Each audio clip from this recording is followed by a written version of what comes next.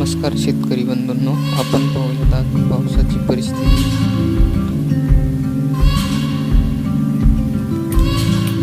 पाऊस आणखीनही सुरूच राहणार असल्याची चिन्हे दिसत आहेत. दिनांक 26 व 27 सप्टेंबरला राज्यात मुसळधार ते काही ठिकाणी अतिमुसळधार पावसाची शक्यता आहे. दिनांक 23 तारखेला जळगाव, संभाजीनगर, अहिल्यानगर, नाशिक, पुणे, नंदुरबार या जिल्ह्यामध्ये पावसाचा जोर जास्त राहील व इतर भागात कमी राहील. 24 व 25 तारखेला म्हणजेच बुधवार व गुरुवारी बहुतांश जागी राज्यात कोरडं हवामान राहील.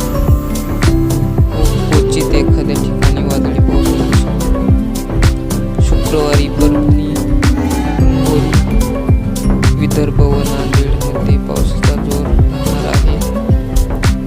तर शनिवारी कोकण, सातारा, सांगली वगळता इतर जिल्ह्यात मुसळधार पावसाची शक्यता आहे. तसेच आपत्तीमध्ये शेतकऱ्यांनी आपल्या भागात नदी व नाल्याच्या बाजूला वास्तव्य किंवा जनावरांचा आश्रय टाळावा. पूर आलेल्या नदी नाल्यांना ओलांडायचा प्रयत्न करू नये.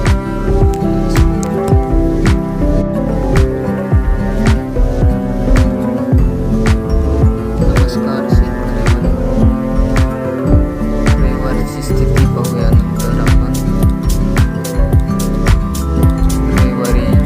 रविवारच्या स्थितीबद्दल सध्या चिंता आहे. एक मॉडेल नुसार रविवारी पाऊस बऱ्याच ठिकाणी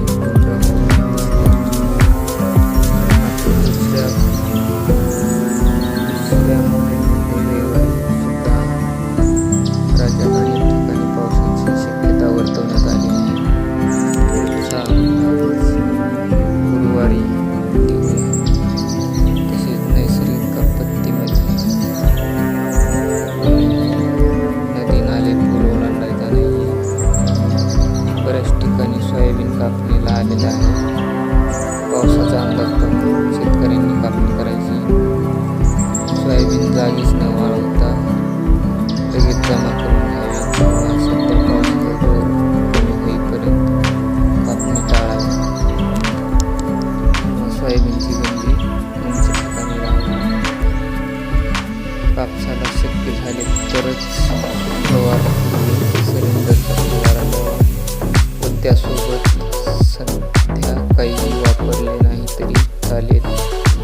व पावसाचा जोर कमी होईपर्यंत कुठलीही खते देऊ नये, खर्च वाढवू नये. तसेच या